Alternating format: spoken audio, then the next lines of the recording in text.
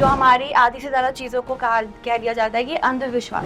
तो अंधविश्वास के लिए मैं सिर्फ इतना ही कहूंगी, मानो तो मैं गंगा माँ हूँ, ना मानो तो बहता पानी। कौन सा रंग किस तरीके का हम पे इफेक्ट देता है? वो भी कलर है, हर ग्रह का एक कलर है और वो कलर हमारी जिंदगी के उसी हिस्से पर असर डालता है। कृष्णो अर्पण, मैंने अच्छा किया तो कृष्ण को अर्पण करता हूँ, मैंने बुरा किया तो कृष्ण को अर्पण करता हूँ। मुझे सब कुछ जो मिला है कृष्ण की कृपा से मिला है। सास के अंदर आप माँ देखने की कोशिश करते हो, लेकिन आपको अगर प्यार नहीं मिल रहा है तो आप कब तक देखोगे? तो क्या उससे भी हमारे ग्रह खराब होते हैं? जब आप अपने फादर को नहीं बदल सकती ना, तो सास को बदलने की कोशिश भी मत करिए। घर अलग कर लीजिए, एक दूरी बना लीजिए, थोड़ा आप बदल जाइए, थोड़ा वो बदल जाए। तो माता रानी को खुश करने के लिए क्या चीजें करनी होती है? आपकी माँ को कॉल करिए, माँ मीटिंग में हूं ना, अभी तंग मत करो। और वैसे आप दुर्गा भवानी के सामने गुलाब का फूल चढ़ा रहे, इट्स जीरो। आप पूरे नवरात्रि मंदिर मत जाओ, एक व्रत मत रखो, आप भूखे मत रहो, लेकिन आप सुबह शाम अपनी माँ को एक गुलाब का फूल दो।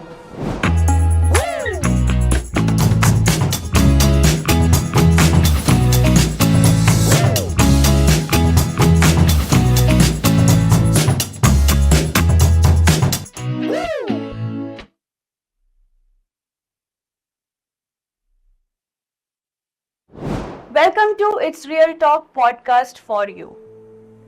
आई एम श्योर कि हम सबकी लाइफ में एक ऐसा फेज आता है जहाँ पर हम बिल्कुल स्टक हो जाते हैं, जहाँ पर हम बहुत मेहनत कर रहे होते हैं लेकिन फिर भी हमारे एफर्ट्स काम नहीं करते। उस पे आपका दोष नहीं होता, वो कहीं ना कहीं हमारे सितारों का दोष होता है। कहीं ना कहीं हम कुछ अनजाने में ऐसी गलती कर रहे होते हैं जो हमें पता ही नहीं होता। चलिए शुरुआत करते हैं आज के एपिसोड की, क्योंकि आज के जो हमारे गेस्ट हैं उनको हम सब देखते हैं, सुनते हैं, and we are so excited कि आज वो हमारे चैनल पे हमारे व्यूअर्स के लिए आए हैं। चलिए स्वागत करते हैं डॉक्टर वायरा की। जय माता दी। जय माता दी मैम। बहुत बहुत अच्छा लग रहा है कि आप हमारे साथ यहाँ मौजूद हैं। तो चलिए शुरुआत करते हैं आज के एपिसोड की। बिल्कुल, और आपके साथ मिलकर मुझे भी बहुत अच्छा लग रहा है। Thank you ma'am. मैम, जब हम एस्ट्रोलॉजी की बात करते हैं तो इतना इम्पोर्टेंट क्यों है ये, और इसका क्या इम्पैक्ट पड़ता है सबकी लाइफ में? देखिए, अगर मैं कहूँ कि खास क्यों है, स्पेशल क्यों है और इसका क्या फर्क पड़ता है, तो ये तो आप कुछ पुराने जमाने में जाइए तो राजा महाराजाओं के भी पास उनके ज्योतिष होते थे, उनके नवग्रहों के अंदर उनके एक पंडित हुआ करते थे। और आज के जमाने में वापस लौट कर आ जाते हैं तो अगर एकता कपूर एक सीरियल के लिए कोई भी सीरियल की शुरुआत करती हैं तो वो भी मुहूर्त देखकर करती हैं। अमित जी का जब बहुत बुरा टाइम आया तो भी वो अपने ज्योतिष के पास गए, और हम सब जानते हैं कि उन्होंने नीलम पहना, नीलम जो हर किसी को सूट नहीं करता, लेकिन उसके बाद उनकी जिंदगी बदली और कौन बनेगा करोड़पति हमने देखा कि वो कैसे चमके। इसका मतलब ये है कि उस जमाने से लेके इस जमाने तक अब तक हमारे जीवन में ज्योतिष का बहुत महत्व है। लेकिन ऐसा कोई एस्ट्रोलॉजर कभी नहीं कहता कि ज्योतिष का मतलब ये है कि आप अपना काम धंधा छोड़ दो और छोड़कर बस आप राम राम जपते रहो और ज्योतिषों के पीछे भागते रहो और आप सोचो कि आप एक जयफल जला दो अपने घर में और उसके धुएं से आपके पास पैसा ही पैसा, पैसा ही पैसा आ जाए। तो ऐसा नहीं है। देखिए, अमित जी ने भी नीलम पहना, ज्योतिष की सलाह ली, उसके बाद कौन बनेगा करोड़पति गए, नाइट नाइट में शूट्स किया, कई एपिसोड्स बनाए, काफी मेहनत करी और आगे बढ़े। तो कहने का मतलब है आप एक आईएएस की तैयारी कर रहे हैं, बहुत मेहनत कर रहे हैं, लेकिन हर बार एक नंबर से रह जा रहे हैं। तो आपकी मेहनत में कमी नहीं है, आप पढ़े लिखे भी हैं, आप पढ़ भी रहे हैं, आप एग्जाम भी दे रहे हैं, लेकिन कहीं ग्रह आपको चूक रहे हैं। तो ऐसे में एक अच्छे ज्योतिष के पास जाकर कौन से ग्रह की वजह से मेरी कौन सी ऐसी दशा चल रही है कि मैं सक्सेस नहीं हो पा रहा हूँ, ये जान सकते हैं और उसकी मदद ले सकते हैं। जी, थैंक यू मैम। तो इससे पहले हम एस्ट्रोलॉजी के अंदर और जो है बातें करें, मैं आपकी जर्नी जानना चाहूँगी, क्योंकि मैं और मेरी तरह बहुत सारे लोग आपको फॉलो तो करते हैं, लेकिन कहीं ना कहीं आपकी पर्सनालिटी के ओवरऑल आप जो भी करती हैं उसके फैन हैं। तो हम जानना चाहते हैं कि आपका ये जो सफ़र है ये कैसे शुरू हुआ और क्या क्या आपकी जर्नी रही है? मेरी जर्नी ये रही है कि पूजा पाठ में एक मिडिल क्लास फैमिली की लड़की थी और हूँ, और अभी भी स्टिल मानती हूँ अपने आप को। तो मेरी मम्मी बहुत पूजा पाठ करती थी, मेरी नानी बहुत पूजा पाठ करती थी। उसके बाद शादी हुई तो एक ऐसी फैमिली में हुई जो भारद्वाज गोत्र और ब्राह्मण से, तो मेरी सास बहुत पूजा पाठ करती थी। तो मैं सबको शुरू से पूजा करनी है। हमें पता था कि अच्छा रिजल्ट बहुत अच्छा आया है तो मंदिर जाके भगवान को थैंक यू बोलना है। दिवाली पे बहुत सारे दिए जलाने हैं। पापा कहते थे दिवाली पे सफेदी जरूर होनी चाहिए। माँ कहती थी फटे हुए कपड़े फट गए, इसको जरूर सही कराओ तब पहनो, ये अपशगुन होता है। तो मैं या आप ऐसे मिडिल क्लास फैमिली में बड़े हुए हैं जिसमें शगुन अपशगुन होता है कि बिल्ली रास्ता काट गई है, अच्छा तुमने छींक दिया, पापा घर से बाहर निकल रहे थे, रुक जाओ, तुम बैठ जाओ, एक गिलास पानी पी कर जाओ। तो ये तो इनबिल्ड है हमारे अंदर, इसके लिए कोई ज्योतिष की जरूरत नहीं है। तो मेरी फैमिली भी ऐसी थी। मैं शुरू से हमेशा टीचर बनना चाहती थी और टीचिंग लाइन में जाना चाहती थी, मेरा पैशन था। क्योंकि मैं वनस्थली विद्यापीठ, जो कि इस वक्त एशिया का नंबर 1 बोर्डिंग स्कूल है गर्ल्स के लिए, उससे पढ़ाई की है मैंने। तो वहां पे हमें टीचर्स बहुत अच्छी लगती थी और मेरे को लगता है एक एज में आप भी शायद यही सोचती होंगी, हर लड़की सोचती है वो बड़े होकर टीचर ही बनेगी। वो सपना मेरा पूरा नहीं हो पाया। मेरी शादी के बाद मैंने ग्रेजुएशन करी और ग्रेजुएशन के साथ साथ मेरे हस्बैंड को लगता था कि मैं हमेशा बहुत ज्यादा पूजा करती हूँ, बहुत भगवान को मानती हूँ। और मैं कहीं पर भी टैरो कार्ड रीडर्स को देखती थी तो मैं हमेशा सोचती थी कि टैरो रीडिंग क्या होती है। और मैं पूछती थी, पैसे दे दे के पूछती थी, पैसे नहीं होते थे तो भी उन्हें पैसे देती थी, मेरे भविष्य के बताओ, मेरे भविष्य के बारे में बताओ। कोई भी काम हमारे घर में होता था तो मैंने अपनी माँ को देखा था। अगर फ्रिज भी आया हो तो नेचुरली आपने भी देखा होगा कि फ्रिज पे भी माँ स्वास्तिक बनाएगी, पूजा करेगी, थैंक यू बोलेगी भगवान का। वैसे ही कल्चर में हम बड़े हुए।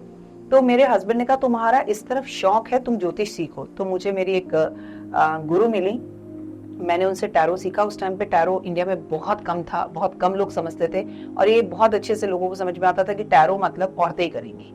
तो मैंने वहां से टैरो रीडिंग सीखी। टैरो रीडिंग के बाद मैंने ज्योतिष सीखा, ज्योतिष के बाद मैंने फेंगशुई सीखा, फेंगशुई के बाद मैंने न्यूमरोलॉजी सीखी, फिर वास्तु में इंटरेस्ट आया। और जब आप इस फील्ड में घुसते हो तो आप किचन में जाते हो सबसे पहले चाय बनाने, सही है। चाय बनाने के बाद आपको चावल बनाने आ जाते हैं, मैगी बनानी आ जाते हैं, फिर धीरे धीरे पूरा खाना बनाना आ जाता है, क्योंकि आपको समझ में आता है कि आपको सब कुछ आना चाहिए, इंटरेस्ट बढ़ता रहता है। So what ever I am today it is all because of my husband. उन्होंने मुझे पढ़ाई करवाई है, उन्होंने मेरी सारी फीसें दी हैं और यहाँ तक की जर्नी में मेरी शादी के बाद ही ये एस्ट्रोलॉजी की जर्नी शुरू हुई है। आज मेरी शादी को 25 साल हो रहे हैं 2025 में, और उन्हीं ने मुझे प्रोत्साहित किया कि ये करो, और बाकी फैमिली सपोर्ट के बिना ये कभी नहीं हो सकता। Lovely lovely beautiful ma'am. और मैम अगर हम चैलेंजेस की बात करें, क्योंकि आज के स्पेशली आज के ज़माने की हम लड़कियां हैं, अब डबल प्रेशर है, क्योंकि लड़कियां घर का काम भी कर रही हैं, लड़कियां बाहर भी कर रही हैं। तो वो आपने अपनी लाइफ में वो बैलेंस कैसे मेंटेन किया? और हमारे व्यूअर्स में भी बहुत आई एम श्योर ऐसी लड़कियां हैं जो जानना चाह रही हैं कि कैसे दोनों चीज़ों को लेके चलना है। देखिए हमने तो जो प्रेशर सहा वो आज की लड़कियों को सहना ही नहीं पड़ता। बहुत फ्रेंकली स्पीकिंग लड़कियों में वो जबरदस्त कॉन्फिडेंस है। और जब हमारी शादी होती थी तो हमें तो ये बोल दिया जाता था कि कैमरामैन मुंह पर उठाकर कहे फोटो खिंचवाने को तो मत खींचना, मत ऊपर करना, मुंह नीचे रखना, मुंह नीचे रखना। हमारी जो बिगनिंग हुई, वी आर 70 बॉर्न्स। हमारी और आज की लड़कियों में बहुत फर्क है। लेकिन मैं आपको बताऊं, आज की लड़कियों से, इनफैक्ट मुझे आपसे, आज की लड़कियों से सीखने को बहुत मिलता है। आप सोचे कि आप एक कामयाब हो गए तो कभी भी इंसान पूरी तरह कामयाब नहीं होता, उसे और आगे एक्सपीरियंस मिलता है।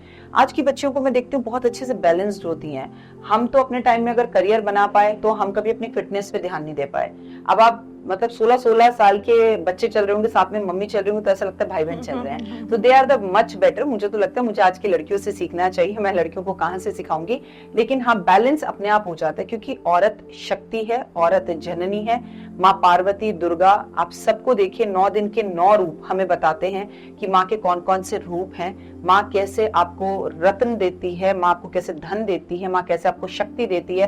पार्वती माँ जो शिव की पत्नी है, वही कालिका भी है, वही गणेश को गोद में बिठाकर गौरी बन जाती हैं, वो कार्तिक के साथ खड़ी हो जाती हैं। तो मुझे लगता है मल्टीटास्क तो हमारे उस जमाने की महिलाएं भी थी जो घर से बाहर नहीं निकलती थी।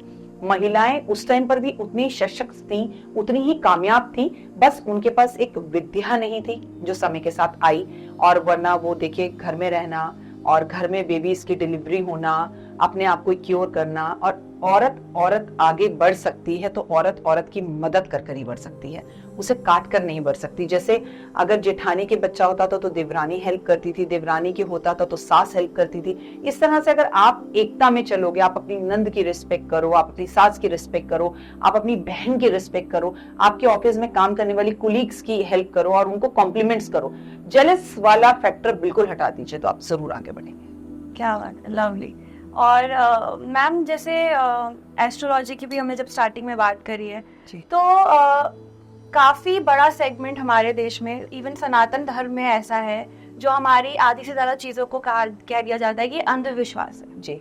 तो ऐसे लोगों के लिए आप क्या कहना चाहते हो?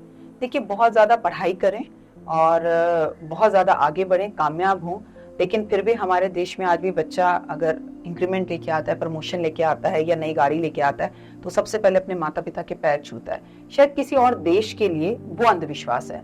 अब अमेरिका, ऑस्ट्रेलिया, कनाडा में लोग पैर नहीं छूते बहुत ज्यादा। मैं इंडियंस की बात नहीं कर रही, मैं वहां के कल्चर की बात कर रही हूँ। तो अंधविश्वास के लिए मैं सिर्फ इतना ही कहूंगी, मानो तो मैं गंगा माँ हूँ, ना मानो तो बहता पानी।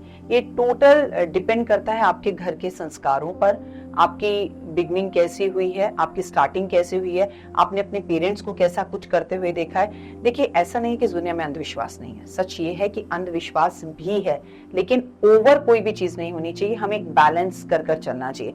हमारे यहाँ लक्ष्मी गणेश दिवाली पर नए लाते हैं, अब सडनली आगे वाली 4 जनरेशन आकर कहें क्यों लाते हैं, इसका लॉजिक क्या है, क्यों लाना है, अमावस की रात होती है, इस दिन अच्छा कैसे हो सकता है। सो तर्क करना बहुत अच्छी बात है, लेकिन कुछ चीजें अगर अंधविश्वास है और एक लंबे समय से चलती आ रही हैं और वो मन को सुकून देती है। देखिए, दिवाली पर घर की सफाई हो जाती है, घर में खुशियां आती हैं, घर में नई नई चीजें आती हैं। हम पूरा साल इंतजार करते हैं, हम फ्रिज बदलेंगे, हम टीवी बदलेंगे, हम अपने घर के अंदर सफेदी करवाते हैं, हम अपने नए नए कपड़े पहनकर, कितना अच्छा कल्चर होता है कि उस दिन सब कुर्ता पजामा पहनेंगे, मम्मियां सब साड़ी पहनेंगी। So this is called culture. Bharat में अंधविश्वास नाम की कोई भी चीज नहीं है। ये टोटल डिपेंड आप पर करता है। हमेशा जिंदगी में 2 रास्ते मिलेंगे बेटा, एक इजी और एक थोड़ा टफ। इजी रास्ता ना लेके टफ रास्ते पे चलो, कामयाब आप जरूर होगे। सुबह है तो शाम भी है, ठीक है, दुख है तो सुख भी है, दिन है तो रात भी है, तो विश्वास है तो अंधविश्वास भी है। अंधविश्वास है, लेकिन मैं as a astrologer, as a women, as a mother आपको एक बात कहना चाहूंगी। आप सोचो, मैंने आपके शो में शुरुआत में एक बात बोली कि आप अपने घर में 2 लौंग जला दो और सोचो बारिश हो जाएगी पैसों की, तो ऐसा कभी नहीं होता है। ऐसे बताने वाले लोगों से भी दूर रहना है। कर्म करना जरूर अच्छा है, क्योंकि मैं हर बार कहती हूँ जस्ट बिलीव इन कर्मा। ये कलयुग है, कलयुग का what is the Kalyug definition? जो तुम करोगे, कल तू कर, आज मैं दूंगा। Whatever you are giving, वही आपको रिटर्न आता है। आप घर आए को पानी पूछिए, आपको कोई पानी जरूर पूछेगा। आप ऑफिस में 2 लोगों को कॉम्प्लीमेंट्स दीजिए, आपको कोई कॉम्प्लीमेंट जरूर देगा। आप किसी के भले के बारे में सोचिए, आपका भला जरूर कोई करेगा। जी मैम। मैम, जैसा कि आपने ही सिखाया है कि believe in karma ji, and और एक डेस्टिनी नाम की चीज है। तो अगर हम डेस्टिनी में बिलीव करें, तो फिर अगर हर चीज डेस्टिनी ही है, तो फिर हम एफर्ट्स क्यों कर रहे हैं? और अगर हम बिलीव इन कर्मा की बात कर रहे हैं, तो उसको थोड़ा सा और इलैबोरेट करिए हमारे व्यूअर्स के। बिलीव इन कर्मा, और अगर सब कुछ भाग्य में ही लिखा है तो फिर हम प्रयत्न क्यों कर रहे हैं, राइट? आपका ये सवाल है। तो फिर इसके लिए हमें महाभारत काल में जाना पड़ेगा। ये तो आपको पता है कि पांडवों का ही था सारा राज्य, ठीक है। फिर कृष्ण भगवान ने गीता का इतना बड़ा उपदेश देकर पांडवों को ये बात समझाने की कोशिश की, आपको हमें समझाने की कोशिश की कि युद्ध कर, ठीक है, ये तेरा कर्म है। फिर सामने मामा खड़ा हो, चाचा खड़ा हो, भाई खड़ा हो, पिताम्बा खड़ा हो या गुरु खड़ा हो, तो युद्ध कर। तो फिर अगर वो तो भगवान थे, उन्हें तो पता ही था कि पांडवों को ये सब कुछ मिलने ही वाला है, फिर इसमें युद्ध करने की क्या जरूरत है? सत्य की जीत होगी, धर्म की जीत होगी। तो आपके और हमारे जीवन में गीता मुझसे भी, आपसे, हम सबसे बड़ी चीज है जो हमें ये बताती है कि कर्म आपको करना पड़ेगा, चाहे आपको पता है कि ये डेस्टिनी आपकी है, ये घर आपका है, ये घर आपने खरीदा। लेकिन क्या आपके पास ये घर चलकर खुद आता कि हेलो मैं तुम्हारी किस्मत में हूं, मैं चलकर खुद आया? आपने कभी ना कभी ये घर यहाँ तक आई होंगी, देखा होगा, पसंद किया होगा, प्लानिंग की होगी, सोचा होगा मैं कैसे लूं। That is a Karma, that is you believe in Karma. मैं कर्म करता हूं, बाकी सब भगवान पर छोड़ देता हूं। आप अगर कर्म करेंगे तो उसके रिजल्ट जरूर आएंगे। मतलब ये तो वो बात हो गई, माँ ने खाना बनाया, मेरी किस्मत में खाना है। माँ ने तो खाना टेबल पे बना के रख दिया क्योंकि वो आपके भाग्य में था। That is your luck, destiny, कि वो आपको मिल गया। ये गमला मेरे सामने पड़ा है, ये मेरी डेस्टिनी है, ये मेरी किस्मत में था, ये चलकर मेरे पास आ गया, मेरे भाग्य में इसे छूना था, मैं इसे छू रही हूँ। लेकिन अगर अब मुझे इसे पनपाना है, बड़ा कराना है, अपने घर ले जाना है, तो मुझे ये दोनों हाथों से उठाना होगा। That is my Karma. मैं अगर ये उठाऊं ही ना और मैं सोचूं ये मेरी किस्मत में, ये मेरे घर तक आ गया, ये मेरे को यहाँ पर आपने दे दिया, ये उड़कर मेरे पीछे पीछे मैं जाऊंगी तो चलेगा, ऐसा नहीं होगा। इतना ही डिफरेंस है आपकी डेस्टिनी और कर्म में। कर्म तो करने ही पड़ेंगे। Thank you ma'am, lovely explanation. Karma की बात करी हमने, डेस्टिनी की बात करी, एंड एस्ट्रोलॉजी मुझे ऐसा लगता है कि बहुत वास्ट चीज़ है, न्यूमरोलॉजी भी बहुत वास्ट चीज़ है। और मैंने आपसे एक और शब्द सुना, कलर थेरेपी जी। तो ये कलर थेरेपी थोड़ा सा मुझे लगता है व्यूअर्स के लिए भी नई चीज़ है, और इसको थोड़ा एग्जाम्पल के साथ बताएं कि कैसा, कौन सा रंग किस तरीके का हम पे इफेक्ट देता है। रंग से ज्यादा हमारे दिमाग में कुछ चीजें इफेक्ट करती हैं। Okay. आप अगर कभी भी कोर्ट जाएं तो हम वकीलों को काले रंग में देखेंगे। आप कभी भी हॉस्पिटल जाएं तो नीले या सफेद रंग के कोट में आपको ज्यादा डॉक्टर्स दिखेंगे। आप कभी भी मंदिर जाएं तो आपको ऑरेंज कलर या येलो कलर के अंदर पंडित जी दिखाई देंगे ज्यादातर। मतलब उसके सिवा भी हो सकता है, ऐसा कोई कंपलसरी नहीं है, पर ज्यादातर। ठीक है, हम कभी भी अगर कलर हमारी जिंदगी में काम ना करते तो हम कभी भी स्कूल जाते हैं तो हर स्कूल की एक यूनिफॉर्म होती है। भाई जिस बच्चे के पास जो कपड़ा है वो पहन के चला जाएगा, इसमें यूनिफॉर्म की क्या बात है। इसका मतलब है कि ये बंदा उस प्रोफेशन से जुड़ा हुआ है। हमें दूर से ही पता चल जाता है, वकील साहब आ रहे हैं, डॉक्टर साहब आ रहे हैं, स्टूडेंट है, बच्चा है, स्कूल में पढ़ता है।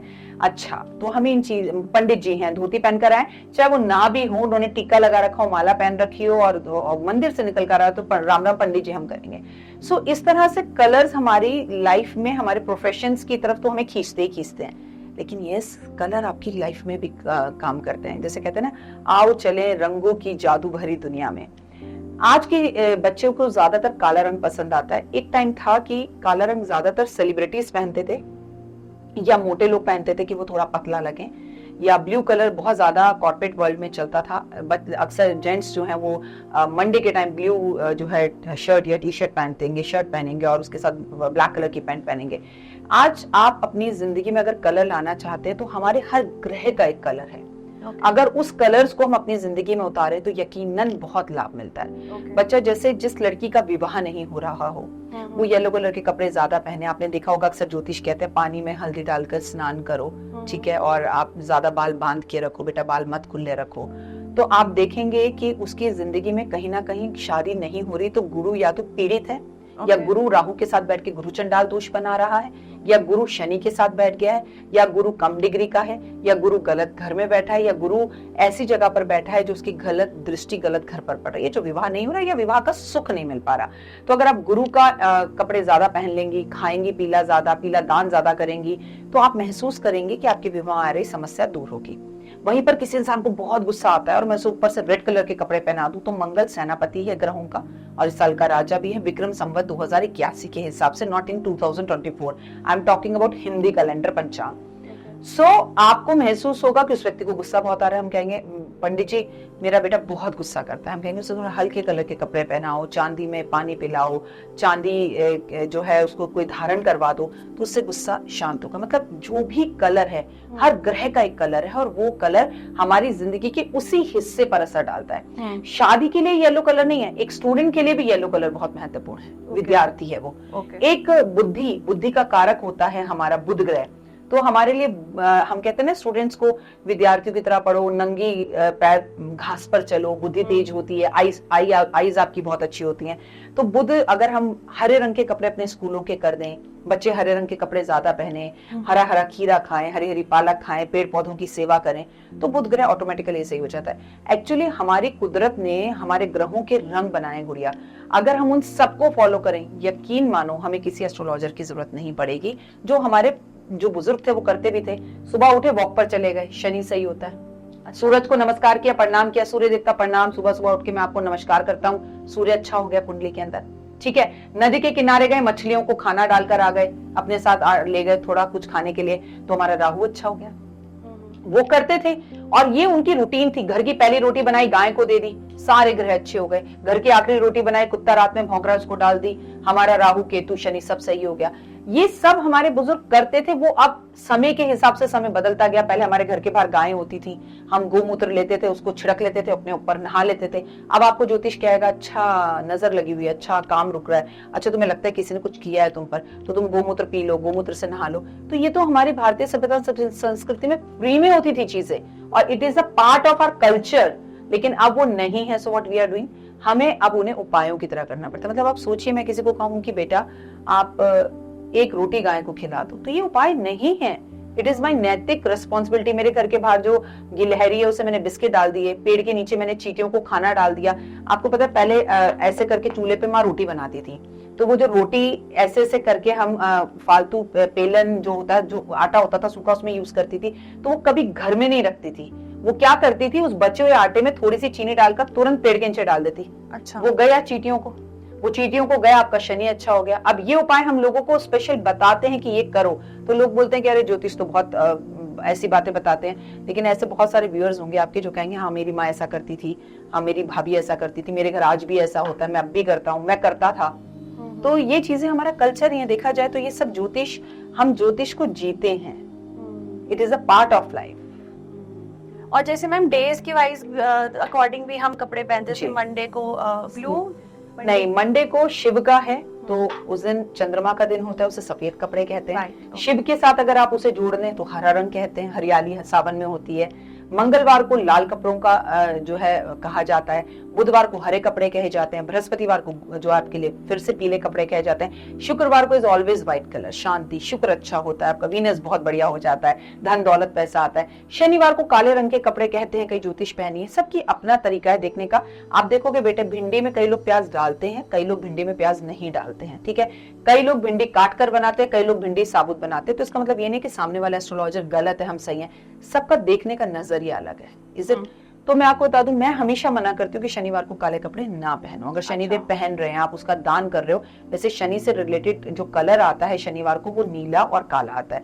अब हम सूर्य की बात करें संडे को, तो ऑरेंज कलर, ठीक है, रेड कलर, ये सारे कलर्स हैं। राहु और केतु के कलर्स की बात की जाए तो कई बोलते हैं कि वो ग्रह ही नहीं है, वो तो छाया ग्रह है, उनका कोई अस्तित्व नहीं है। तो कई कहेंगे राहु और केतु अगर घर में ना हो, कुंडली में ना हो, तो बाकी तो सभी ग्रह खराब है। सबका नजरिया अलग है। इसका मतलब कोई ज्योतिष गलत नहीं है, उसका ज्योतिष करने का तरीका अलग है।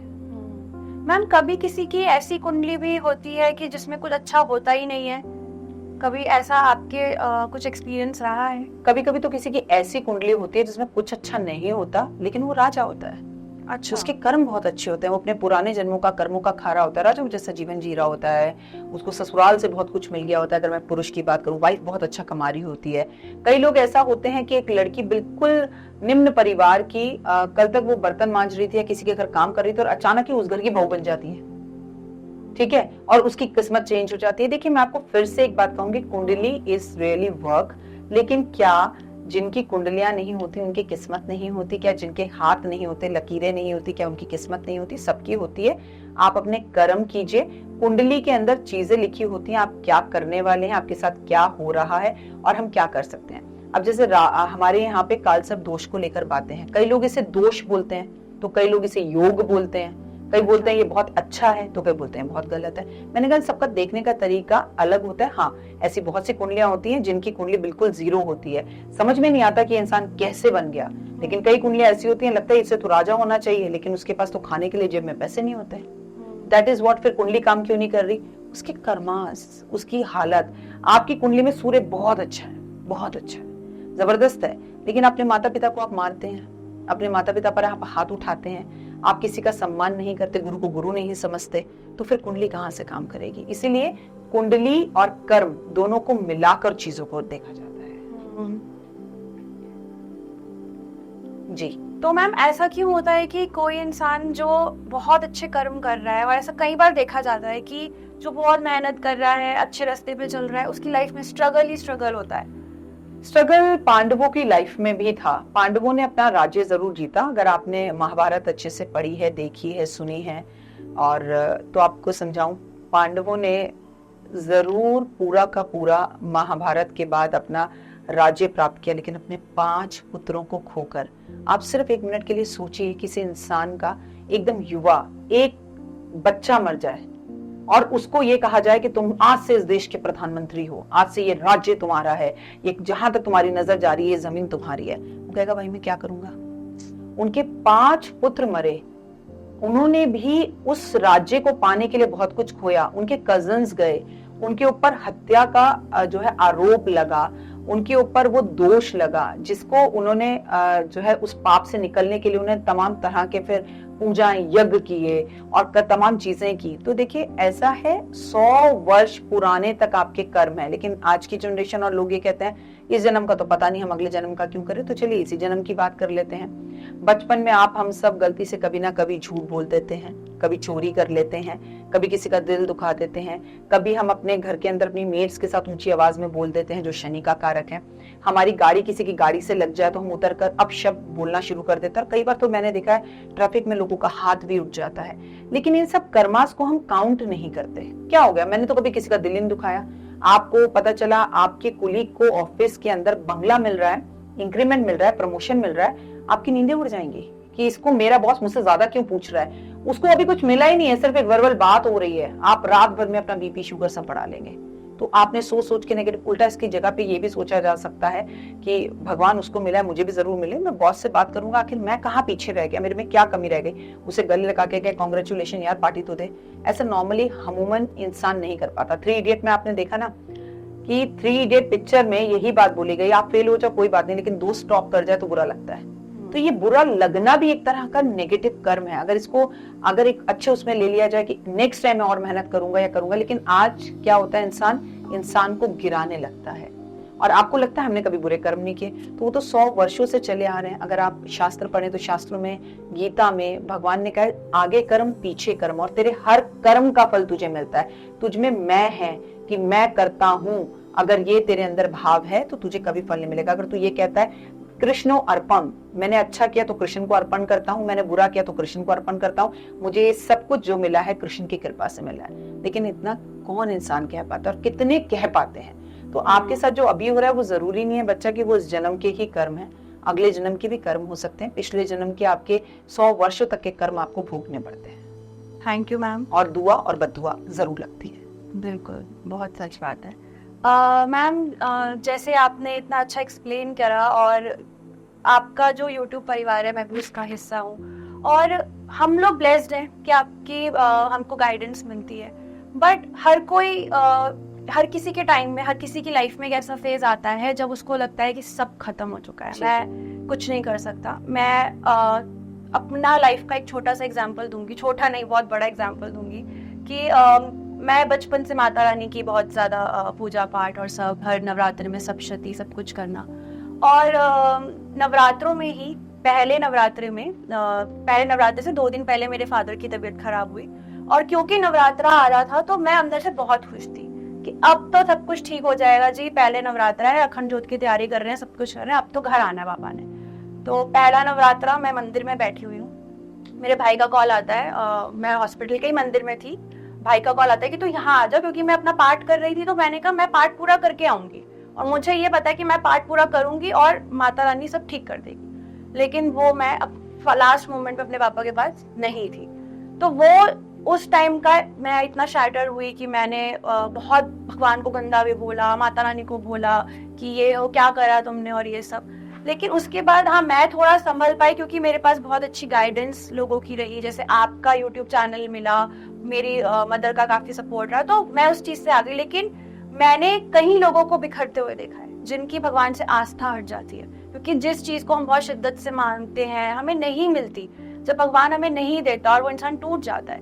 तो ऐसे लोगों के लिए आप क्या कहना चाहोगे? सबसे पहले तो तुम्हारे पापा का सुन के बहुत दुख हुआ, I am very sorry for your loss, और भगवान उनकी आत्मा को शांति दे।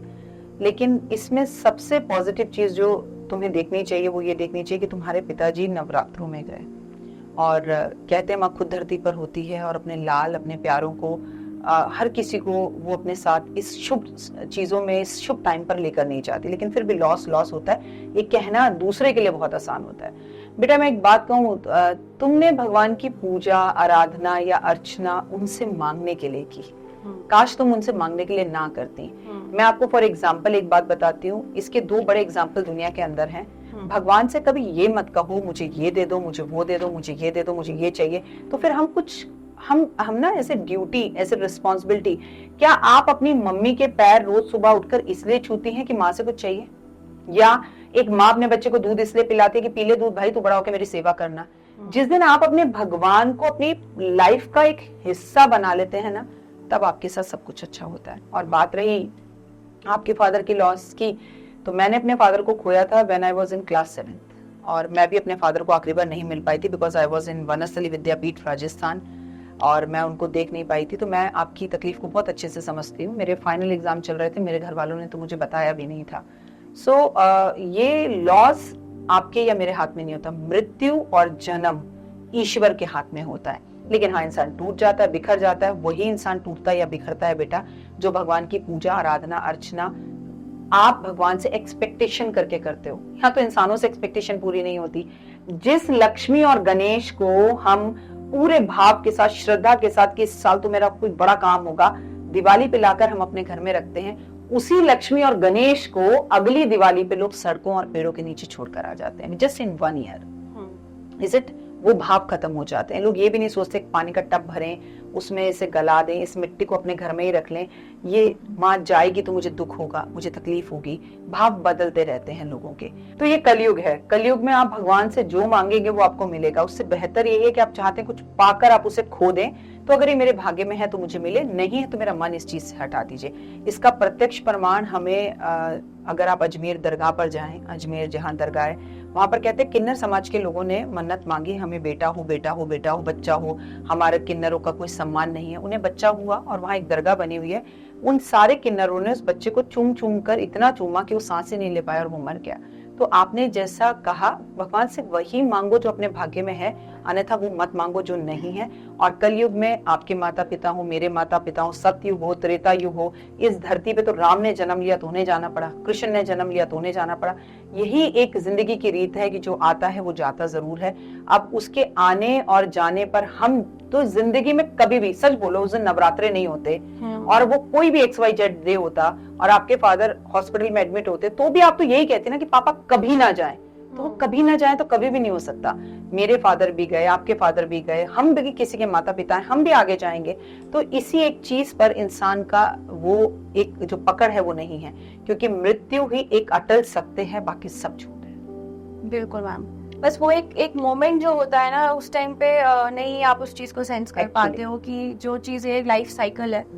तो ब्यूटीफुल एक्सप्लेनेशन मैम। मैम, हमें अपनी लाइफस्टाइल में आजकल के जैसे हम यंग जनरेशन, हमें क्या लाइफस्टाइल चेंजेस करने की जरूरत है कि हमारे जो ग्रह हैं वो ठीक रहें? क्योंकि जैसे कई बार आपसे लर्निंग मिली है कि घर में ऐसी चीजें नहीं रखनी चाहिए, उल्टा पुल्टा नहीं रखना चाहिए, तो ऐसी कुछ हमें बताइए टिप्स। देखिए, सबसे पहली बात तो आज की लाइफस्टाइल में आप सुबह जल्दी उठें, उठते भी हैं लोग, जिम भी जाते हैं लोग, वॉक पे भी जाते हैं लोग, अपनी सेहत का बहुत ध्यान रखते हैं। दूसरी बात, आज की लाइफस्टाइल में एक बहुत कॉमन बात है कि हम एक दूसरे के कपड़े पहन लेते हैं, या आजकल एक बहुत जबरदस्त स्टाइल चला हुआ है कि कपड़े क्यों महंगे खरीदने हैं, हम किराए पे कपड़े ले लेते हैं और वो पहनते हैं जी। कपड़ों के अंदर एनर्जीज होती हैं, ओके, और वो एनर्जीज एक दूसरे के साथ टकराती हैं। कई बार आपने देखा होगा भी, रिसेंटली मेरे खुद की फैमिली में एक बच्चे के साथ हुआ, उसके दोस्त ने उसे कॉल किया और बोला मुझे तेरी गाड़ी चाहिए, और वो मांगलिक था जिसकी गाड़ी मांगी थी। उसने कहा ले जाओ। उसने पहले कभी जिंदगी में किसी को गाड़ी नहीं देखी। उसका दोस्त गाड़ी लेकर गया और उससे एक एक्सीडेंट हो गया। बाइक पर एक हस्बैंड वाइफ जा रहे थे, उनकी वहीं डेथ हो गई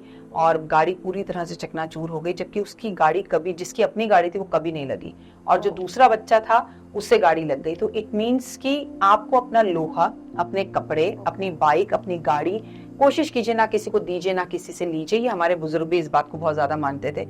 और उधार पर जिंदगी कम गुजारें।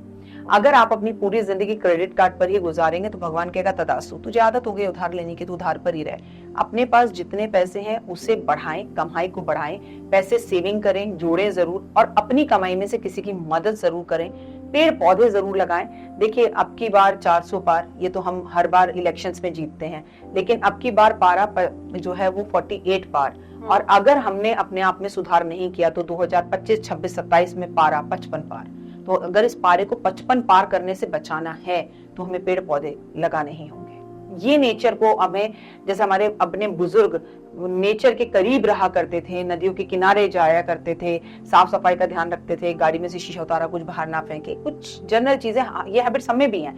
इन हैबिट्स को हमें बदलने की जरूरत है, अपने आसपास सफाई करने की जरूरत है, अपने घर के आसपास के एरिया को साफ रखने की जरूरत है, आंगन समझकर। आपकी जो नैतिक रिस्पॉन्सिबिलिटीज हैं, आपके यहाँ जो काम करने वाले लोग हैं, उनकी जरूरतें आपके, उन्हें पता हो कि मैं दीदी भैया के पास हूँ, मैं बाबूजी के पास हूँ, मेरा काम हो जाएगा। आप किसी की मदद करेंगे, ईश्वर आपकी मदद करेगा। बस इतना ही कहूंगी कि try to help others. Ma'am अगर कपड़े एक्सचेंज करने की बात है तो जैसे हम कभी अपने कजिन्स को दे देते हैं या घर में काम करने मेड को दे देते हैं, तो क्या वो नहीं देने चाहिए? देखिए, कपड़े कायदे से नहीं देने चाहिए, लेकिन कजिन्स को तो नहीं देने चाहिए, और वो कपड़े नहीं देने चाहिए जो आप दे के वापस ले रहे हो। और अगर आपको किसी को कपड़े देने भी हैं तो आप पहले उन कपड़ों को नमक वाले पानी से धोएं, ताकि आपकी ऑरा, आपकी एनर्जी जो उन कपड़ों में है वो खत्म हो जाए। या हमारी मम्मियां जो करती थी, पुराने जमाने में कपड़े देकर बर्तन ले लेती थी, ठीक है। और अगर किसी मेड को देने तो पैकेट में कपड़े भरिए और मेड को दे दीजिए, लेकिन उसे कहो बेटा इसके बदले में ये पूरा पैकेट तू ले जा, मुझे 10 रुपए दे दे।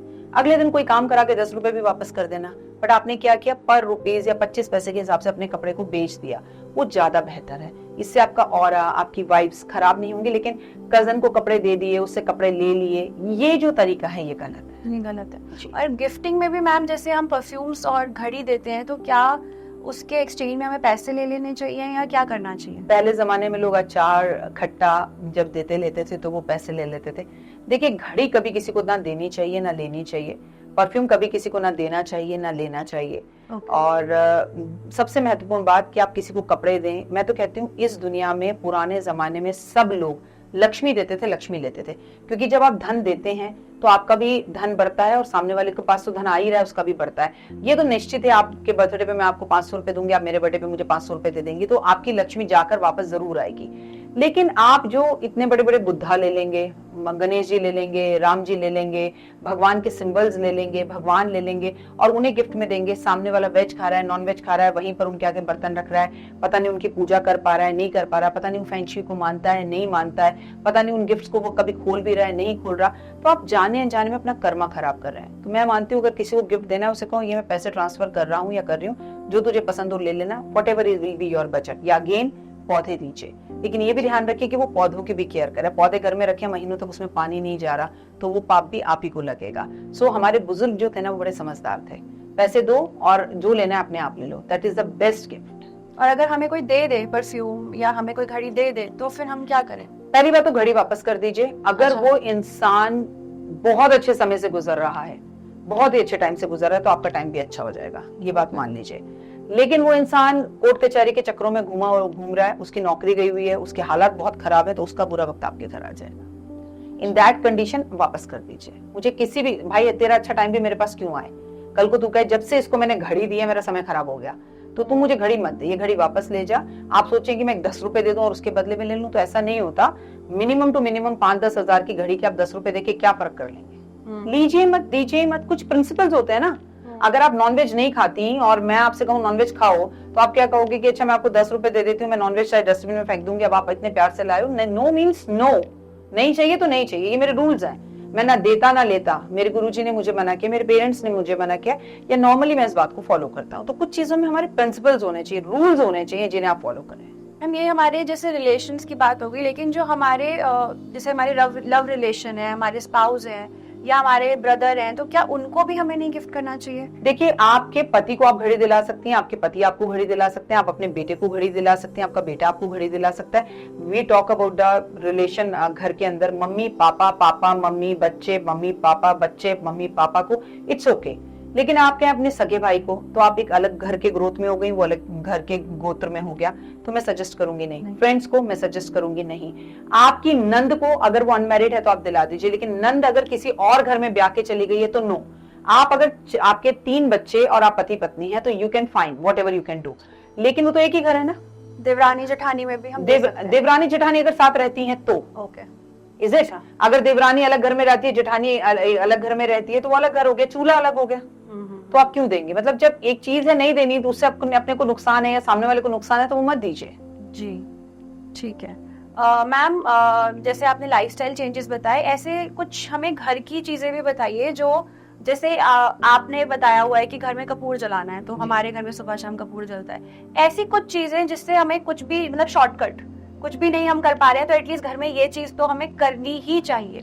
आपके घर में घड़ी जरूर हो, आपके घर में घड़ी बंद ना हो, आप बिस्तर से उठते ही अपने बिस्तर को सही जरूर करें। आपके घर में तुलसी का दिया शाम को जरूर जले, आप सुबह तुलसी पर जल जरूर दें। रात में आप झूठे बर्तन ना रखें। आप अपने घर के अंदर जूते चप्पल लेके बिल्कुल ना आए, और अपने बेडरूम में तो कतई ना लाएं। अगर जूते चप्पल आपके बेडरूम तक जाएंगे तो पति पत्नी में दरार पक्की है। आप खाना खाकर रात्रि में झूठे बर्तन ना छोड़ें, और सबसे ज्यादा जरूरी जो आज की जनरेशन करती है, बेड पर बैठकर खाना खाना, वो बिल्कुल ना करें। जमीन पे बैठ के खाएं, किचन में बैठकर खाएं, सोफे में बैठकर खाएं, बालकनी में खड़े होकर खाएं, बालकनी में बैठकर खाएं, लेकिन बेडरूम में बैठ के पढ़ाई करना, बेडरूम में बैठ के खाना खाना, इट इज एक्चुअली अनहेल्दी, और ये आपके घर के वास्तु को पूरी तरह से बिगाड़ देता है। बाथरूम का दरवाजा हमेशा खुला रहना, बाथरूम का हमेशा गीला रहना, बाथरूम का हमेशा गंदा रहना, दिस इज ऑल रॉन्ग। अच्छा जी मैम, ये बेड वाली बात ना, जैसे मैंने भी कई बार सुन के ही सबको समझाने की कोशिश करी है, बेड पे बैठ के मत खाओ। इसके पीछे थोड़ा सा आप और समझा सकते हो कि क्यों नहीं खाते? बेड किस लिए है मुझे बताओ? बेड आपके सोने के लिए है, रेस्ट करने के लिए है। तो जो खाना आप उसमें खा रहे हैं, पहली बार तो भारतीय सभ्यता संस्कृति कहता है आलती पालती मारकर बैठ के खा, लेकिन चलिए हम बदल गए, हम टेबल कुर्सियों पर बैठ के डाइनिंग टेबल अंग्रेजों की तरह बैठकर खाते हैं। ये रीजन है, हमारे लीवर खराब है, हमारे पेट खराब है, हमारी पाचन शक्ति खराब है। 90% भारत के अंदर लोग अब इंग्लिश पॉट्स में बैठते हैं। चलिए 90 नहीं बैठते होंगे, गांव में देहात में अभी भी लोग इंडियन पॉट यूज करते होंगे, लेकिन अगर मैं दिल्ली मेट्रो की बात करूं, मैं मद्रास की बात करूं, बॉम्बे की बात करूं, तो ये पॉसिबल नहीं है। सो ये हमें बीमारियों का घर बना रहे हैं। धरती पर बैठ के धरती की एनर्जीज के साथ खाना खाना चाहिए। खाना खाने से पहले खाने को मनसना चाहिए, गायत्री मंत्र पढ़ना चाहिए, भगवान का धन्यवाद करना चाहिए, एक लोटे में से जल लेके जल को ग्रहण करना चाहिए, उसमें से खाना थोड़ा थोड़ा निकाल कर अलग करना चाहिए, फिर खाना चाहिए। क्या ये सब कुछ बेड पर पॉसिबल है? लेट लेट के खाना खाते हैं बच्चे, राइट। सो इसीलिए बेड पे बैठ के खाना नहीं खाना चाहिए। Thank you ma'am. मैम, हमने भगवान की बात करी है, तो मुझे बताइए कि कई बार लोग क्रॉस क्वेश्चन करते हैं कि भगवान क्या सच में है? और आप जो इतना इनटू दिस हो, तो आपको लाइफ में आई एम श्योर बहुत बार ऐसी फीलिंग हुई होगी माता रानी की, कि माता रानी की आपको आसपास प्रेजेंस फील हुई है। तो आप ऐसा कुछ हमें अपना कोई इंसिडेंट बताइए कि आपको बहुत ज्यादा फील हुआ है कि मेरे सामने माता रानी आज खड़ी है। देखो, मैं इस वक्त तुम्हारे साथ बैठी हूँ, तुम इस बात को मानो और या ना मानो, मुझे तुम्हें भी साक्षात माता रानी ही दिखाई दे रही है। और दिखाई क्या दे रही है? तुम्हें माँ का रूप ही है। ये तुम्हारे मेरे पिछले जन्म के कुछ कर्माज हैं, वरना आज से पहले मैं तुम्हें नहीं जानती थी। तुम शायद मुझे जानती थी थ्रू ऑफ योर मदर, लेकिन उसके बाद हमारी मुलाकात हो रही है। उसकी मर्जी के बिना पत्ता हिलता नहीं। भगवान कण कण में है, और ये वो लोग जानेंगे जिन्होंने अपने मम्मी पापा को, अपने हस्बैंड को, अपने पति को या अपने भाई को या किसी अपने बहुत प्रिय को खोया है।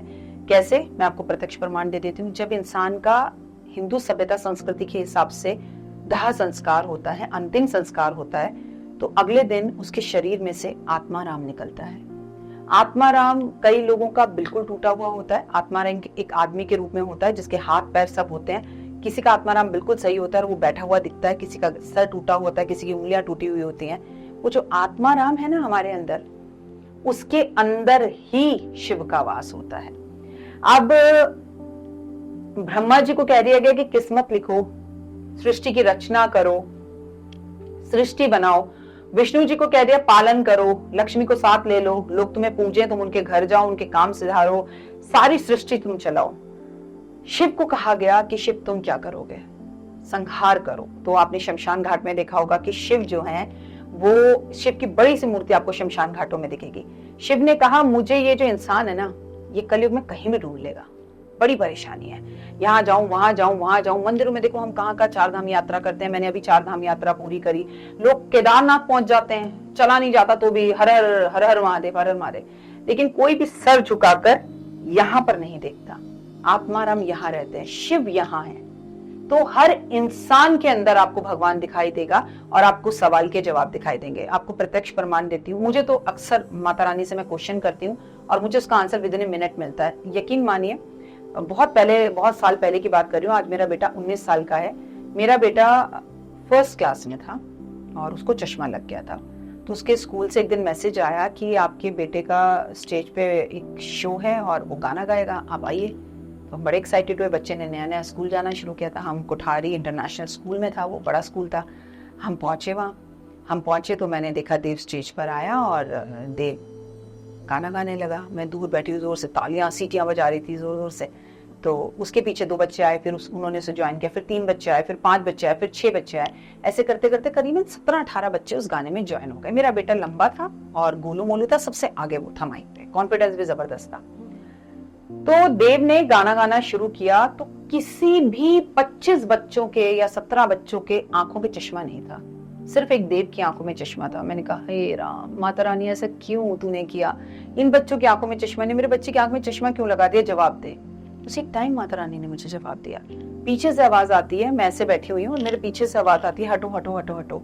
तभी मैं देखती हूँ 6 भैया एक बच्ची को व्हील चेयर में लेके आते हैं। उसकी माँ उसके साथ में है, उसके हाथ पैर पूरी तरह से काम नहीं कर रहे थे, वो बच्चे के मुंह से लार टपक रही थी। तो माता रानी ने मुझे कहा चुपचाप बैठी रहे, चश्मा ही है। इस माँ का सोच सब खराब है। तो आपको जो मिला है, मैंने कान पकड़कर उसी टाइम माता रानी से माफी मांगी एंड आई एम से सॉरी, मुझे मेरे सवाल का जवाब मिल गया। और एक बार नहीं, ऐसा 500 बार उन्होंने मेरे सवाल का जवाब दिया है। और आई एम डैम श्योर तुम आज से इसे आजमा लेना। तुम पहले सवाल पूछना जैसे एक बेटी अपनी माँ से पूछती है, वहां भगवान और भक्ति मत करना। मैं सिर्फ ये कहती हूँ माता रानी इस सवाल का जवाब दे दो, मैं बहुत परेशान हूँ, और वो देंगी। एक बच्चा जैसे अपनी माँ के आगे बोलता है माँ मुझे बता दो, मुझे नानी के घर छुट्टियों पे ले जा रही हो कि नहीं ले जा रही हो, तो आप क्या जवाब तुरंत देते हो? हम क्या करते हैं, हम शास्त्र खोलकर बैठ जाएंगे, हम दीपक जलाएंगे, हम पूरी चीजें करेंगे। हे भगवान, पहले तो हम भगवान से ना भीख मांगते हैं, मुझे गाड़ी दे दे, मेरे पास नौकरी नहीं है, नौकरी दे दे, सब क्यों हो रही है, क्या कर रहा है तू, मेरी किस्मत क्यों खराब है। पहले हम दुनिया भर का खुद को कोसते हैं, फिर उसको कोसते हैं। अगर इसकी जगह पर अगर हम बेटा मैनिफेस्ट कर लेना, मुझे बहुत अच्छी जॉब मिल गई है और मैं क्यों चिंता करूं, मेरी नाव तेरे हवाले। मैं कहती हूँ अगर भरोसा है तो फिर डर कैसा, क्वेश्चंस कैसे, और अगर क्वेश्चन है तो फिर भरोसा कैसा, राइट? समर्पण कर देखो, you will get the answers. भीख मत मांगो, मुझे ये दे दो, मुझे ये दे दो, मेरी शादी हो जाए, मेरी शादी हो जाए। माँ मेरी शादी हो गई और तुम्हें मेरी शादी में आना है, तू बैठी है मेरी शादी कराने के लिए, मेरी इस साल तो शादी हो ही गई, मैंने मान लिया है। आपने टिक लगा दिया, क्योंकि भगवान को एक ही शब्द आता है, तथास्तु। आपने कहा तुम्हारे लिए एक लड़का देखा है, तुम्हारी फ्रेंड ने तुमसे कहा बहुत ही अच्छा लड़का है, फैमिली भी अच्छी, तुझे पसंद आएगा।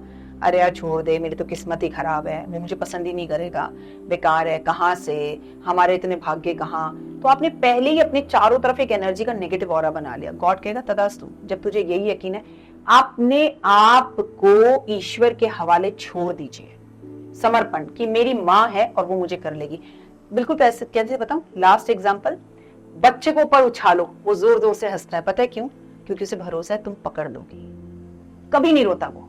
लेकिन हम जैसे जैसे बड़े होते हैं ना, हमारा ईश्वर से वो भरोसा गायब हो जाता है, right? If you have that believe ना, यकीन मानिए वेंटिलेटर से भी लोगों को वापस आते देखा है मैंने जी। ट्रस्ट आपका होना चाहिए, ट्रस्ट काम करता है।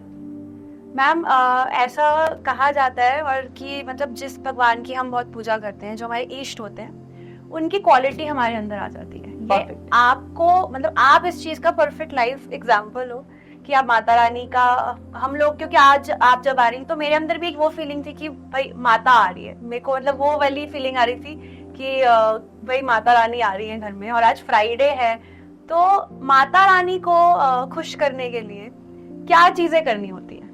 माँ को खुश करने के लिए सबसे पहले अपनी माँ का ध्यान रखना होता है जी। माँ के लिए उसमें सिर्फ आपको पैदा करने वाली माँ नहीं आती बच्चा, उसमें आपकी सासू माँ आपकी माँ से भी पहले आती है।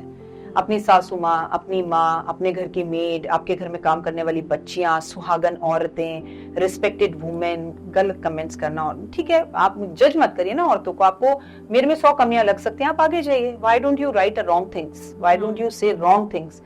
मेरा कुछ नहीं जाएगा, क्योंकि रॉन्ग पब्लिसिटी इंसान को ज्यादा आगे बढ़ाती है, ये बता दूं मैं आपको। आप अच्छा नहीं लिख सकते मत लिखिए, बुरा मत लिखिए, क्योंकि बहुत सारे एस्ट्रोलॉजर वुमेन्स को मैं देख रही हूँ, मैंने खुद का भी अपना पॉडकास्ट पहले देखा किसी एक चैनल पर, उसमें लोगों ने जज करना शुरू कर दिया, बहुत सारी चीजों को कमेंट करना शुरू कर दिया, कौन से शास्त्र में लिखा है, कौन से उसमें लिखा है। मैंने बोला ये साल राजा जो है वो मंगल है, अरे इसे कुछ नहीं पता, राजा मंगल नहीं है, इस साल तो 2024 है, 8 बनता है। अरे भाई विक्रम संवत 2081 का राजा मंगल है, आप आधी अधूरी जानकारी जान का खतरा, आपने खुद नहीं जाना और कमेंट कर दिया, किसका बुरा हुआ? आपका शुक्र खराब हुआ, आपकी वाणी खराब हुई, और कितना टाइम है भाई तुम्हारे पास, तुम ये बात लिख रहे हो। अगर आप औरतों की रिस्पेक्ट करते हैं, माँ हमेशा खुश होती है। माँ अपना घर साफ रखने से खुश होती है, अपनी माँ की इज्जत करने से खुश होती है। बेटा तुम नवरात्रों में जाके तो माँ को सोने का हार पहनाओ, तुम नवरात्रों में जाके तो माँ को नारियल चढ़ाओ, और तुम्हारी माँ का चश्मा टूटा हुआ है, इसमें वो टेप लगा लगा के चश्मे को सही कर रही है। वो सिर्फ इसलिए तरस रही है कि आज आधा घंटा मेरे पास ये बैठ जाए, आज इसकी शादी की सालगिरह है, आज मेरा जन्मदिन है, देखो इसे याद है या नहीं है। आपकी माँ को कॉल करिए, माँ मीटिंग में हूं ना, अभी तंग मत करो, और वैसे आप दुर्गा भवानी के सामने गुलाब का फूल चढ़ा रहे हो। It's zero. आप पूरे नवरात्रे मंदिर मत जाओ, एक व्रत मत रखो, आप भूखे मत रहो, लेकिन आप सुबह शाम अपनी माँ को एक गुलाब का फूल दो कि आज तू क्या खाएगी, शुगर है, चला तुझे रसगुल्ला खिलाता हूँ। आप अपनी माँ को खुश रखो। और अब लोग में आपकी माँ के साथ आपके रिश्ते अच्छे नहीं हो सकते, आपकी माँ आपको अच्छी नहीं मिली हो, लेकिन इससे पूरी दुनिया की माँ को जज नहीं किया जा सकता। Is it? आप अपनी मौसी के अंदर अपनी माँ को देख लो, अपनी सास में अपनी माँ को देख लो, आपके घर में जो आंटी आती है और खाना बनाती है उसमें अपनी माँ को देख लो। Is it? तो आपको सिर्फ माँ को खुश रखने के लिए अपनी माँ को खुश रखना है और दुनिया की हर माँ को खुश रखना है। आई एम श्योर कि बहुत घरों की कहानी होगी कि सास के अंदर आप माँ देखने की कोशिश करते हो, लेकिन आपको अगर प्यार नहीं मिल रहा है तो आप कब तक देखोगे? तो क्या उससे भी हमारे ग्रह खराब होते हैं? सास के अंदर अगर हमें प्यार नहीं मिल रहा तो हम अक्सर ऐसे कपल्स को देखते हैं जो तलाक तक पे पहुंच जाते हैं और वो मेरे पास आके कहते हैं, राखी जी पति मेरा बहुत अच्छा है बट ये तलाक माँ की वजह से हो रहा है। तो मैं उन लड़कियों से एक बात पूछना चाहूंगी, आप एक ऐसे घर में पैदा होती हैं जहाँ पे बाप शराबी होता है, आपको मारता है, पीटता है, आपकी मदर को मारता है, तो क्या आप अपनी माँ को कहती हैं माँ बाप बदल दे, छोड़ दे इस आदमी को? नहीं छोड़ती। नॉर्मली माएँ नहीं छोड़ती, नॉर्मली उस जमाने की औरतें तो बिल्कुल ही नहीं छोड़ती थी। जब आप अपने फादर को नहीं बदल सकती ना, तो सास को बदलने की कोशिश भी मत करिए। घर अलग कर लीजिए, एक दूरी बना लीजिए, थोड़ा आप बदल जाइए, थोड़ा वो बदल जाएं, थोड़ा आप चुप हो जाइए, थोड़ा वो चुप हो जाएं, लेकिन कोशिश कीजिए कि रिश्ते को निभाएं, रिश्ता जबरदस्ती ना तोड़ें। बाकी आपका अलग एक पैटर्न हो सकता है, आप किसी अलग पेन में हो सकते हैं, हो सकता है आप ये सब करके थक गई हो, तो आपके मुकद्दर में सास के साथ रिश्ते अच्छे ना हो तो फिर एक कुंडली दिखा लीजिए कि मैं ऐसा क्या करूं कि मेरे रिश्ते साथ, मतलब एक तरफ से हर तरह से कोशिश क्यों नहीं की जा सकती? कोशिश की कर अगर मैं उस रिश्ते को सुधार सकती हूँ तो मुझे लगता है एक कोशिश करनी चाहिए। रिश्तों की इम्पोर्टेंस जितनी मैम आपने सिखाई है कि आपका पूरा परिवार जो है आपसे यही सीख लेता है कि रिश्ते बहुत जरूरी हैं। सब कुछ है जी, सोमवार, मंगलवार, बुधवार और परिवार। जी, बहुत खूब, बहुत खूब। मैम अब हम बात करेंगे कि कुछ रेमेडीज की, जैसे किसी के अगर किसी का लव अफेयर खराब चल रहा है तो उसको ठीक करने के लिए क्या करें, और किसी को पढ़ाई में कुछ करना है तो क्या करें। तो हम शुरुआत करते हैं रिलेशनशिप से कि किसी को अगर रिलेशनशिप में प्रॉब्लम्स हैं तो उसे क्या रेमेडीज करनी चाहिए? अगर रिलेशनशिप में प्रॉब्लम है तो आप मैं आपको कहूंगी कि गुलाब का एक फूल राधे कृष्ण को अर्पण करना शुरू करें, कम बोलें, पार्टनर को ज्यादा सुने और फ्राइडे के व्रत रखें। ओके। और अगर किसी की मतलब डिवोर्स तक की सिचुएशन है और डिवोर्स नहीं हो रहा है तो क्या करना चाहिए? इस साल हो जाएगा। शनि इस साल 2024 के हिसाब से करता धरता है। 2024 के हिसाब से जब शनि करता धरता है तो शनि पे तेल चढ़ाएं और काले कुत्ते को रोटी गुड़ रख कर खिलाएं, आपका डाइवोर्स हो जाएगा। मैम ये जो है अब जमाना सोशल मीडिया का है, तो अपने इन्फ्लुएंसर्स और अपने यूट्यूब को बढ़ाने के लिए हमें क्या उपाय करना चाहिए? मेहनत। और व्यूज कितने आए हैं, कमेंट्स क्या आ रहे हैं, पढ़ना बंद कर दो। सिर्फ ये समझो पागलों की तरह सुबह उठना है, नहाना है और वॉक पे जाना है, सुबह उठना है, नहाना है और वॉक पे जाना है। ऐसे सुबह उठना है और वीडियो डालनी है, सुबह उठना है और वीडियो बनानी है और वीडियो डालनी है, वीडियो अपलोड करनी है, वीडियो अपलोड करनी है, वीडियो अपलोड करनी है। अपना 100% देना है, मेहनत करनी है। एक मिनट बाद व्यूज नहीं देखने, एक मिनट बाद कितने सब्सक्राइबर हुए हैं ये नहीं देखना। अगले 5 साल बाद ही जो है मैं कोई भी अपने व्यूज को देखूंगा। लेकिन आप एक दिन वीडियो डाल रहे हैं, एक दिन नहीं डाल रहे हैं, अच्छा लिखें, अच्छा बोलें, अच्छा करें जो लोग सुनना चाहते हैं। नेगेटिव कमेंट्स बहुत आएंगे, उन पर नजर बिल्कुल ना दें। सिर्फ ईमानदारी से काम करते चले जाइए, आपके दिल की बात लोगों तक जरूर पहुंचेगी। सक्सेसफुल होने के लिए, रिच होने के लिए क्या उपाय करना है? सक्सेसफुल होने के लिए, रिच होने के लिए गरीबों में दान करें, जरूरतमंदों को अपनी कमाई का एक हिस्सा जरूर दें। कबूतरों को बाजरा, गाय को रोटी, कुत्ते को दूध, चींटियों को खाना जरूर दें। अपने पास थोड़े पैसे जरूर रखें। सारे पैसे आप अपने क्रेडिट कार्ड में या ATM कार्ड में या आपके जिसे कहते हैं कि UPI में या हमेशा पेटीएम में मत रखिए, आपके पास थोड़ा कैश होना चाहिए। धन ही धन को खींचता है। और मंदिर जाएं तो धन अर्पण जरूर करें, अपनी माँ को पिता को समय समय पे धन जरूर दें, पॉजिटिव हों और महालक्ष्मी की पूजा करें। ओम महालक्ष्मी नमः का जाप करें, रोज नहाएं, अच्छे कपड़े पहने, सुगंधित परफ्यूम्स लगाएं, अपने आप के प्रति 100% रहें और अपना सूरज अच्छा करें। मैम घर बनाने के लिए, अपना घर बनाना है तो विक्रम संवत 2081 के हिसाब से मंगल के साल में सबका अपने घर का सपना पूरा होगा। आप हर मंगलवार हनुमान जी के मंदिर में मीठे पान का भोग लगाएं और बोलें मेरा अपना घर बन गया। ओके, मैनिफेस्ट करें। अगर किसी के घर में बीमारियां हैं हेल्थ के लिए और प्रोटेक्ट करने के लिए भी कि हमारी हेल्थ अच्छी रहे, अगर आपके घर में बीमारियां हैं तो सबसे पहले किसी अच्छे वास्तुशास्त्री को बुलवा के घर का वास्तु सही करवाएं, घर का कलर हल्का करवाएं।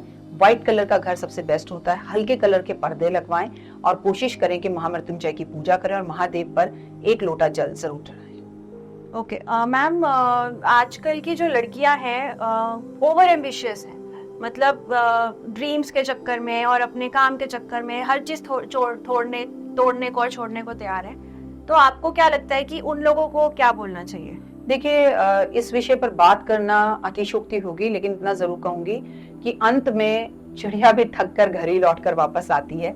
हर किसी को अपने घोंसले में जाना होता है। तरक्की, पैसे और यश के पीछे इतना मत भागिए कि जब आप घर आए तो कोई आपको 1 गिलास पानी देने वाला भी ना हो। तो रिश्तों को दांतों से पकड़ कर रखो, मजबूती से पकड़ के रखो। और अगर कमाने हैं तो दोस्त कमाओ, रिश्ते कमाओ। पैसे के लिए मंडे से फ्राइडे तक बहुत घूमो, लेकिन सैटरडे संडे खुद को और परिवार को और दोस्तों को समय दो। मैम, आपकी जो प्रेडिक्शंस है मैंने अपनी लाइफ में देखा है कि हमेशा सच हुई। तो अभी हम ओवरऑल प्रेडिक्शंस की बात करते हैं। सबसे पहले हम शुरुआत करेंगे जो सबकी अभी नजरें गड़ी हुई हैं 4 जून को। तो आपको क्या लगता है कि कौन आएगा? देखिए, आएंगे तो मोदी जी ही, ठीक है, लेकिन 400 पार कर पाएंगे मोदी जी, ये थोड़ा मुश्किल है। और राजनीति में उनकी जीत होने के बाद भी मोदी जी के लिए आगे आने वाले टाइम में थोड़े से टफ समय और थोड़े से विरोध दिखाई देते हैं।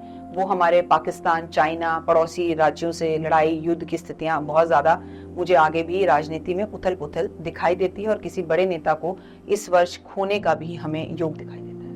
ओके, और मैम और आप कुछ और प्रेडिक्शन, जैसे इस साल ये साल कैसा रहेगा, क्या क्या और चीजें इस साल हो सकती हैं? देखिए, मैं 2024 के हिसाब से बात नहीं कर रही हूँ, विक्रम संवत 2081 हमारा हिंदू पंचांग के हिसाब से इस साल अग्नि घटनाएं बहुत होंगी। इस साल भूकंप का आना, आतंकवादी हमलों का होना, जैसे कि अब बार बार सुन रहे हैं कि फलाना जगह पे बम, फलाना जगह पे बम, लेकिन जिसे कहते हैं ना शेर आया, लेकिन सच में शेर आएगा भी। ऐसा इस साल होगा। और इस साल हस्बैंड वाइफ के डाइवोर्स सबसे ज्यादा होंगे। इस साल लोगों के घर अपने बहुत ज्यादा बनेंगे। इस साल बारिश, तूफान और बवंडर बहुत ज्यादा उठेंगे। तूफान से बिल्डिंगों का गिरना, पेड़ों का गिरना, धरती का फट जाना, पुलों का गिरना और करंट का लगना, बिजली का गिरना और आग से लोगों की डेथ हो जाना, धार्मिक स्थानों पर घटनाएं घटना, एक बल्क में बस में या ट्रेन में लोग जा रहे थे उसमें आग लग जाना, जल जाना और इस तरह की घटनाएं। इलेक्ट्रॉनिक सामानों की कीमतों का बढ़ जाना, बाजार में कई तरह की नई गाड़ियां, नई तरह के फोन, नई तरह की इलेक्ट्रॉनिक चीजों का बाजार में आने का योग बहुत होना और वर्ल्ड कप जीत जाना और बहुत सारे क्रिकेटर्स से जुड़ी हुई घटनाओं का सामने आना, प्रिय और अप्रिय सब तरह की, क्योंकि मंगल कारक होता है आपके खेलों का भी। उसमें सिर्फ क्रिकेट ही नहीं आता, बहुत सारे मैचेस, बहुत सारे वर्ल्ड कप भारत किसी भी मैच में रिकॉर्ड तोड़कर जीत सकता है। तो इसमें अपने को प्रोटेक्ट करने के लिए हम क्या कर सकते हैं? हनुमान जी की पूजा और लाल कपड़ों को कम पहनना, हनुमान जी की भक्ति करना, सुंदरकांड हनुमान चालीसा जरूर पढ़ना, गुस्सा थोड़ा कम करना और यात्राओं को जितना इस साल टाल सको उतना ही टालना। अपने इलेक्ट्रॉनिक सामान को टाइम टाइम पर चेक करवाना और अगर लगता है कि इसे बदलने की जरूरत है तो ठीक कराने की जगह उसे बदलिए। Thank you so much ma'am. I am sure कि इस एपिसोड से हमारे व्यूअर्स को बहुत हेल्प मिली है। और जितने भी व्यूअर्स ये एपिसोड देख रहे हैं, आप कमेंट करके जरूर बताइएगा कि आप मैम से और कौन सी चीजें पूछना चाहते हैं, क्योंकि हम दोबारा इनको अपने शो पे जरूर जरूर जरूर बुलाएंगे। हम तो जैसे मैम ने सिखाया है कि बच्चे को तो माँ से बोलना होता है, तो हम अब माँ से बोलेंगे कि आपको दोबारा आना है, तो ये दोबारा आएंगी, लेकिन कमेंट करके जरूर बताइएगा। एंड तब तक बिलीव इन कर्मा। जय माता दी। Thank you so much.